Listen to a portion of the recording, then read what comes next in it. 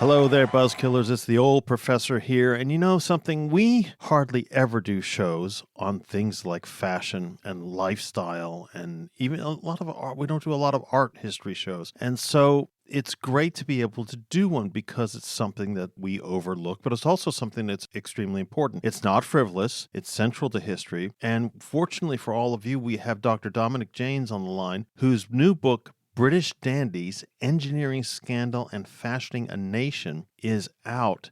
Hello. Thanks for coming on the show. Thank you very much for inviting me on here. I'm really looking forward to discussing these issues with you. Well, you know, the British dandy is something at least Americans only think about in terms of cartoons, punch cartoons, spy cartoons, things like that. But you show in the book how important the whole dandy movement or whole dandy style was. And in fact, you compare it to a lot of other male fashion industry, like, for instance, the contemporary hipster and the commentary on the contemporary hipster. What first drew you to dandies as a topic of real serious historic research? Yeah. So you raised a really interesting question about which areas of history are kind of really important. Yeah. As a historian, I'm not in the business of saying my colleagues are doing things of little import and I'm doing stuff of really great import. History comes in all sorts of different kind of flavors: political history, cultural history, economic history. And I think nowadays people increasingly understand that all of those interact. So, for example, debates around dandyism, which is all about flamboyant male fashion, might seem to be all about clothes, all about art, maybe a little bit about social snobbery.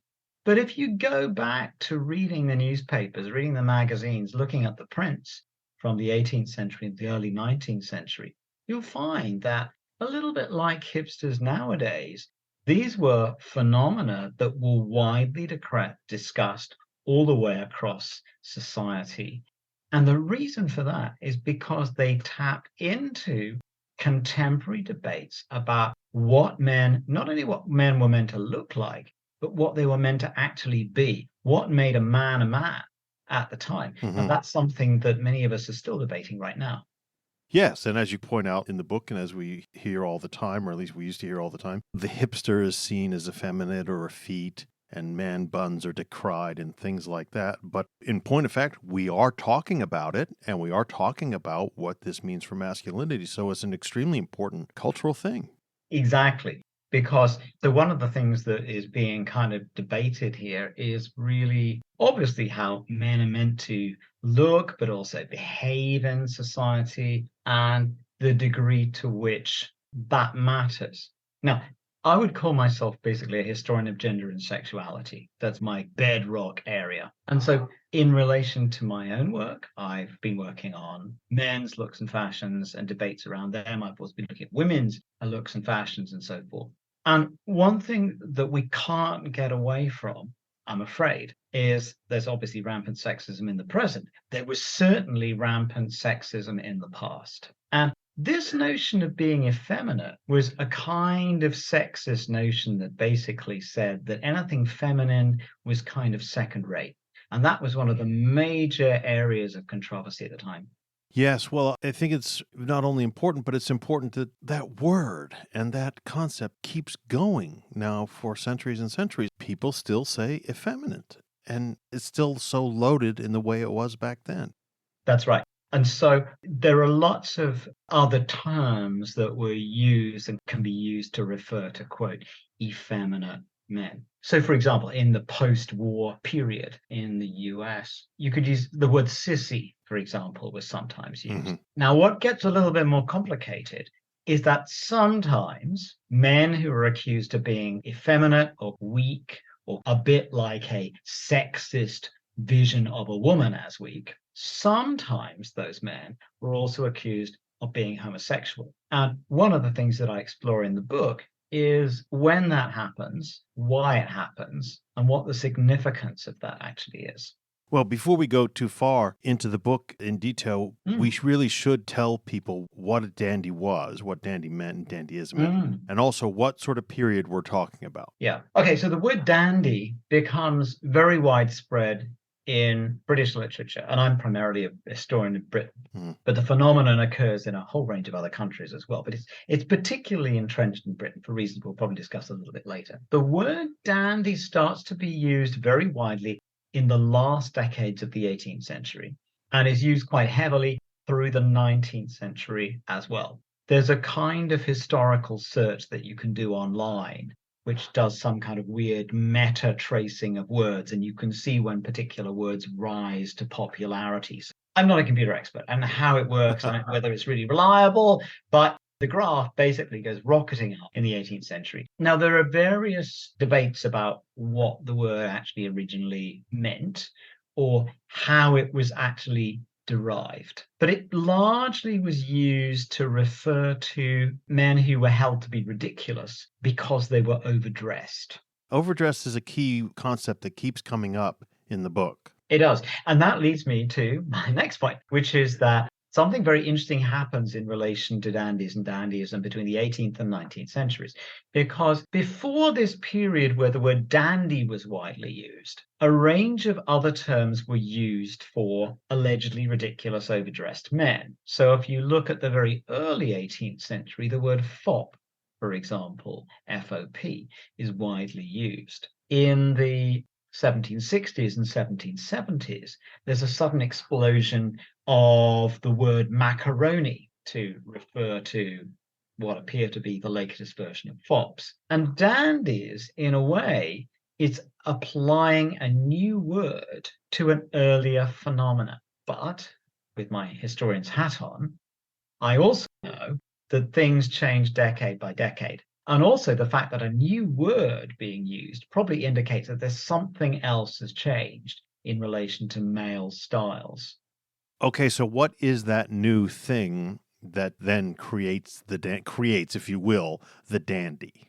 So in order to stand out in terms of your sartorial expression from the 17th century into the 18th century, generally what you needed to do is add more on. And this was the case for both men and women. More could mean more elaborate clothing. It could mean bigger clothing. It could mean a larger size of wig.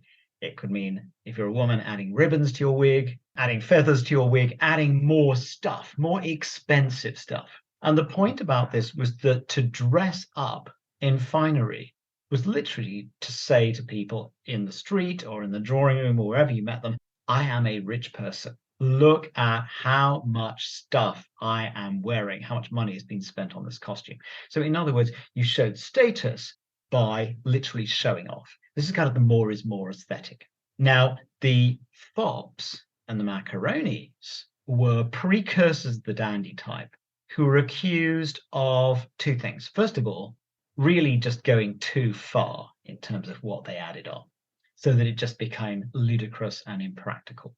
Your wig is so big that you can hardly get through a doorway, this kind of stuff. The second thing that these fops and macaronis could be accused of is being unpatriotic, because they often privileged foreign goods, such as, for example, French silks.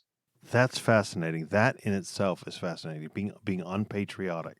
And that one, I'm going to follow up there with a further comment. The term macaroni, for example, which was applied to these kind of what I'm calling proto-dandies in the 1760s, 1770s, referred originally to young men who had gone on the grand tour through Italy and France. So this is basically a kind of posh person's, well, how can I put this? It was meant to be a kind of finishing school, but it actually often became a kind of extended vacation as well, where the young gentleman would go along typically with a friend or two, probably with a tutor, and what they were meant to do was go to classical sites and read Latin poetry in the Roman Forum and all this sort of stuff, right? In practice, they often end up partying and drinking and doing other stuff that, young men sometimes like doing. Now, when they went down into Italy, they were, of course, eating Italian food. And they were accused of bringing that taste back to Britain. In other words, macaroni, in other words, pasta. So that's where the term macaroni actually comes from. And so macaroni was seen as being this weird, strange, foreign food by many people in Britain. What was wrong with good British ale, beef, and bread? Why do we now have to import Italian delicacies like pasta? And indeed, French fabrics, which were used for the macaroni dresses. This is some of the ways in which some of these men could be accused of being unpatriotic. Just going back to something you asked me a little bit earlier, which is basically what changes with the dandies right at the end of the 18th century. And that is that with the times of the French Revolution, the more is more aristocratic aesthetic of ostentatious expenditure kind of goes out of fashion by force in France, because if you dress up like that, you're likely to get executed. But in practice, it also went out of fashion in the rest of Northern Europe as well, including Britain. What happens, of course, is that Europe plunges into what we come to speak of as the Napoleonic Wars. And it's a period where people are increasingly expected to put their national patriotic duty first and their lives of private consumption second. So to be fashionable in the age of the Napoleonic Wars ceased to be quite so much swanning about in your finery, and in fact, being someone who is doing something for your country. Above all, getting dressed up in military uniform and ideally going off to fight as well. So what happens with the dandies and what happens with male fashion is that male fashion takes a flip. So instead of being about more is more, it starts to become about less is more. It becomes pared down. It becomes more militaristic, more kind of copying military uniforms. And I mean, the whole point about military uniforms is they had to be a bit plainer. Otherwise, it wasn't entirely practical on the battlefield. So this is one of the reasons, for example, why wigs disappear. Oh, is that right? I never knew that. Okay, that makes sense. Well, there's a whole series of theories about the wigs, right? So there's a whole world of people who do wig studies. There are theories which focus on the cost of hair powder, for example, which rockets at this time. And there are obviously kind of images of the Ancien Regime France, where wigs, by the way, had been growing in size. The fashionable wig had got larger and larger, particularly for women, had got extremely high immediately before the revolution. And in France, absolutely, the wigs were associated with the aristocracy. And so after the revolution, you wore your hair, you kind of au naturel. But I think there are a range of other factors, and one of them is also obviously to do with military service. That's interesting. Now, is that part of, well, maybe I should phrase it this way. You say that this book, British Dandies, is about the centrality of clothing to cultural politics in Britain since the 18th century. Obviously, clothing is very central to cultural politics in all periods, but it is particularly interesting in this intensification of focus on clothing as part of cultural politics in this 18th century, early 19th century period. That's the impression I get from the book. Yeah, absolutely. Yeah. Well, one of the things that is a little bit tricky for us to understand this now, but access to power was very heavily associated with your fashion performance. Now, we understand from the concept of power dressing, but if you imagine a society where power dressing really, really matters, and I'll give an example about how this worked. In the 18th century, if you wanted to meet the really rich and powerful, including members of the royal family, you had to present yourself at court, and for a large part, it's in London, in Britain. And they weren't tickets to go to court. What they were was just simply set times when the doors are opened at the palace and you go along. Now, it doesn't, just like in a modern fancy nightclub, just because you go along doesn't mean you're going to get let in. Yeah.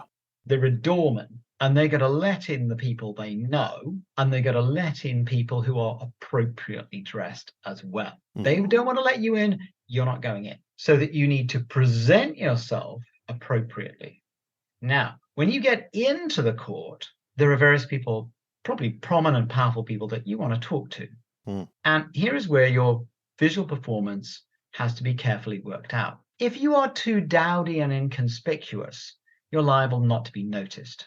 If you are too outrageously over the top, people will start laughing at you. So the art of the performance at the court is to be just well enough dressed that you're going to pass muster, but not so over the top that you're going to look like you're trying to overshadow the more powerful person you want to talk to. In other words, this whole business of dressing up is actually directly related to how you do business and how you get access to power in that society. Give an example. A lot of what we now think would refer to as kind of government jobs.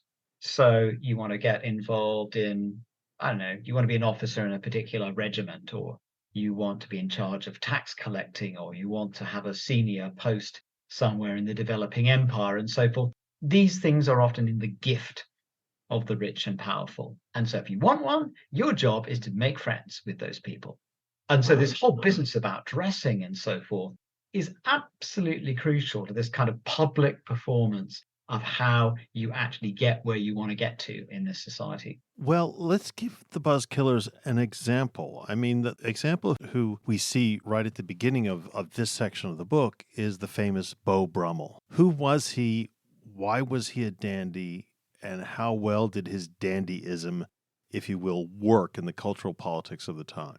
One of the really important points about the book and the reality behind the book was that the term dandy, rather like the term macaroni or fob, didn't tend to be used by the actual people themselves. It was a way that was used of talking about them by other people. Sometimes in admiration, what an amazing dandy. Sometimes as ridicule, what a ridiculous dandy. It's unlikely that Beau Brummel himself thought of himself or said that he was a dandy, but he was very widely talked about using those terms. Or to be more precise, the people who were most often made fun of as dandies were people who were attempting to follow his style lead and failing. People who were having a go at the level of sartorial excellence that Beau Brummel reached, but couldn't quite manage it.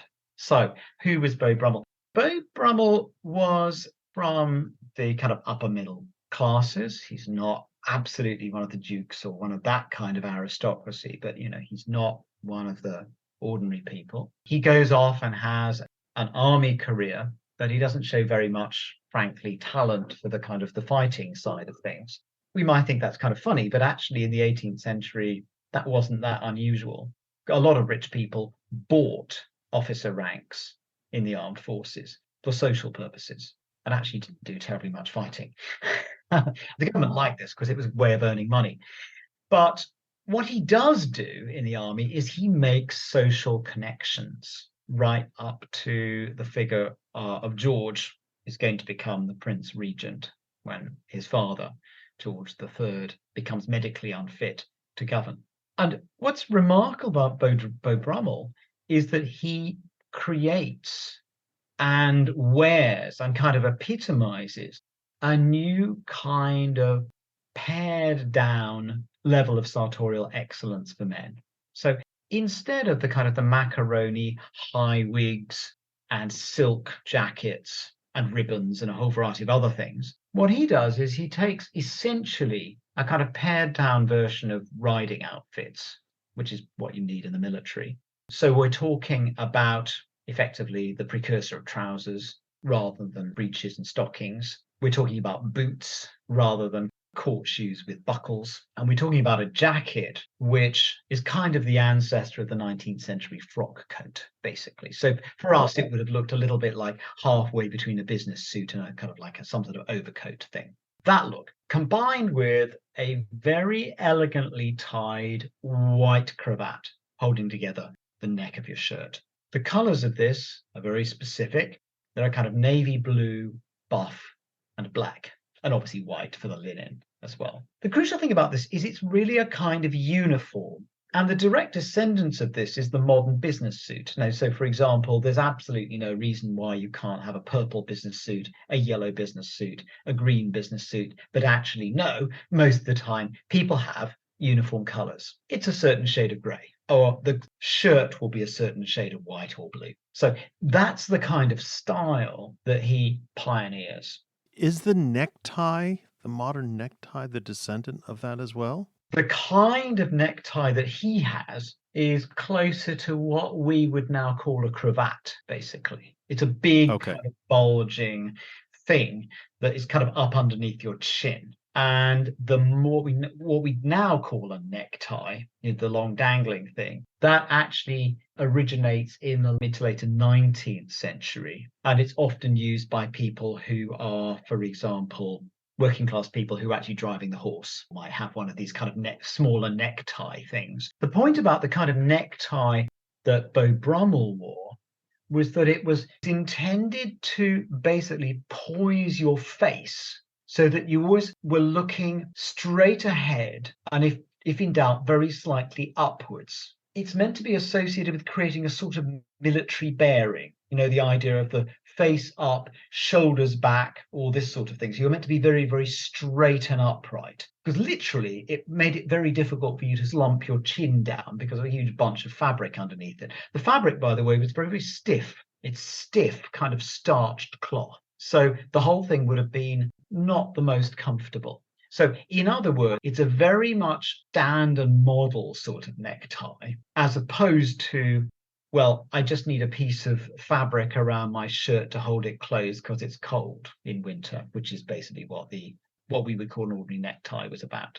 It may be too difficult to try to determine why Beau Brummel does it, but let me ask you, what does Beau Brummel, in a sense, get out of it? In addition to being talked about and being liked to be talked about, does he get more access to the court? Is he become a friend of the Prince Regent and things like that? Yes, he does. Yes, absolutely. Yes. So what does Beau Brummel? So one of the problems with Beau Brummel is that Beau Brummel was looked at, he was talked about and written about, but we don't have the autobiography of Beau Brummel to tell us from his perspective. This is a big challenge. So he reminds me, in a way, this may seem a bit kooky, but of Andy Warhol. He just had this kind of image at the time that was so iconic that everyone kind of knew.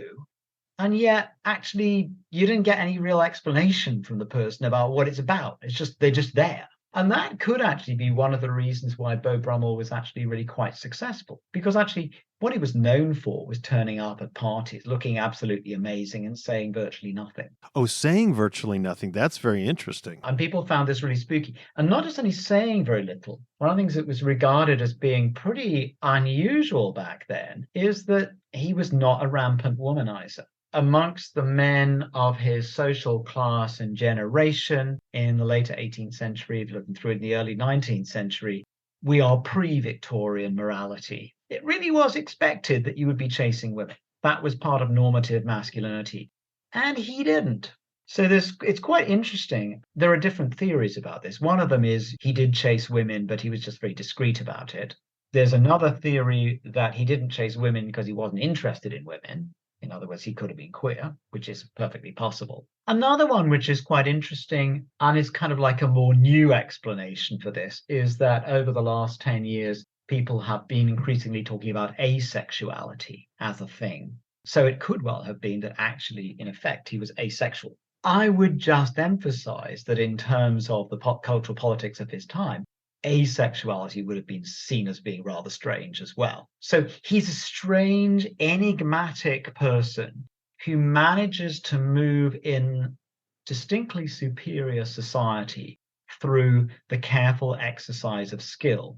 So he has a slight talented Mr. Ripley air as well, which I think is quite interesting about him. But then he influences almost an entire generation of men who are trying to do very similar things. Yes, he does. Yes, absolutely. And one of the things that's really interesting about what happens in the early 19th century is that this dandy style, which is originally associated with, how can I put this, rebranding the aristocracy from a decadent elite into a sort of service cadre for the nation, which is really what happens between the 18th century and the 19th century. That happens. But what's also really interesting is that people, and I hate to use this term lower down the social spectrum because it sounds so patronizing, but that was what people said at the time. People lower down the social spectrum also seem to have copied the style.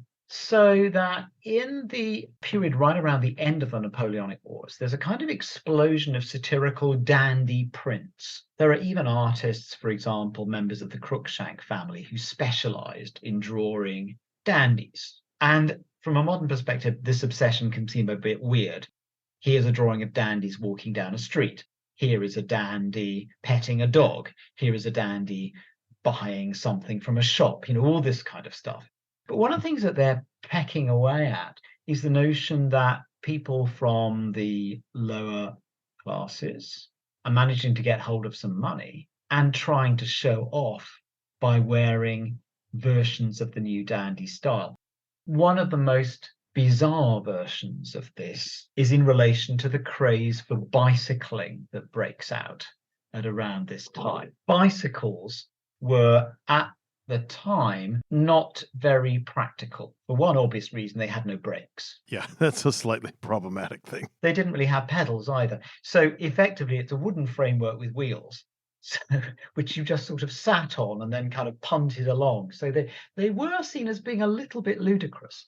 There are a whole series of prints which are basically showing dandies on bicycles careering down hills and crashing into things and so forth. The point here, by the way, is the notion of fashionable fads. This is where we get into the connections with the hipster, by the way, so that in the 19th century, dandyism starts to shift. It starts to be something that men from a whole range of social categories can have a go at. And it's often associated with copying the latest ludicrous trend. So this would be the equivalent of people nowadays laughing at, quotes, the man bun. The equivalent would have been going on in the 19th century as well.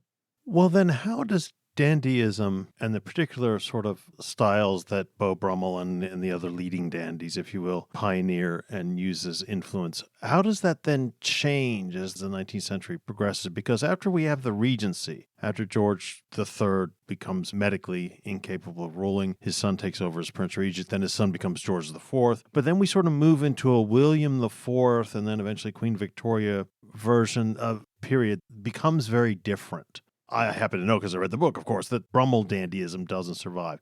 Now, is that because fashions have a sort of normal lifespan of a generation or so, or are there other things going on as well? There are a whole series of other things that go on. In the early Victorian period, there's a great passion and enthusiasm for colour and decoration, just in general. There's an explosion of excitement in colourful fabrics, in tartans, in, as the century goes on, spectacular and elaborate wallpaper. I mean, you have to think about the level of elaboration and detail that Pugin put into the new Houses of Parliament in London, for example, to say, basically, the world rediscovered its taste for more is more, in a sense.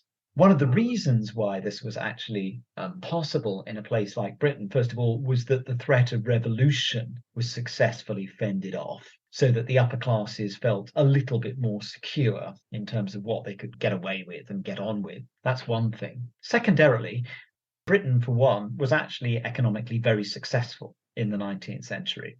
So basically, there was an awful lot more money. And it was also an age of industrial mass production. And that basically meant that elaborate fabrics and wallpapers and so forth were available, in effect, more and more cheaply, so that more and more people could have more and more decoration. What it does, basically, is it creates an explosion of elaboration decorations. So you start to get that reflected in forms of dandyism in the early Victorian period. So Victorian dandies start to wear things like loud coloured check trousers, for example. However, as you go into the later 19th century, there's a kind of aesthetic reaction against this, which is more to do with a sense that it's not just about spending, it's also about cultivating a sense of taste. And this is to do with what was then referred to as aestheticism. Now, what's really interesting about aestheticism is it was heavily influenced by basically Orientalism, Chinese taste, and also Japanese taste. So in the case of Japanese taste, for example, many forms of Japanese decoration are in fact relatively minimalist. So, for example, often Japanese prints leave very large blank areas on the paper, and they don't seek to cover it absolutely all with detail. So the fashionable people increasingly start to colonize a more nuanced version of how you should decorate your house and how you should also dress yourself. Now, this is where it gets a tiny bit more complicated, because aestheticism itself now becomes associated with dandyism when seen as being the latest decorative fad.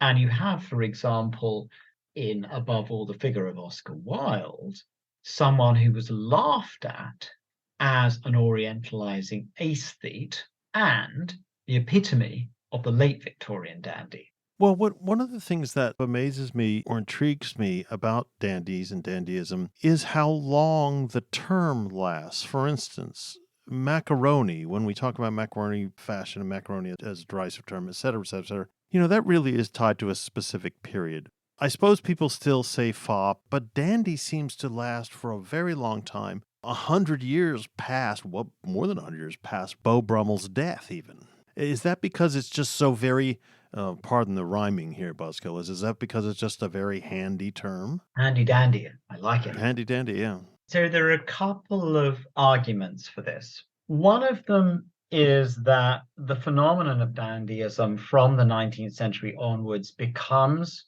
culturally embedded in a more complex way than it had been before. In 19th century France, there was a kind of intellectualization of what dandyism was actually about. And the theory there, in writers such as Baudelaire, for example, was that the dandy was above all an individualist, a nonconformist, someone who was not necessarily an aristocrat, but to use the terminology of the time, someone who's kind of like an aristocrat of taste.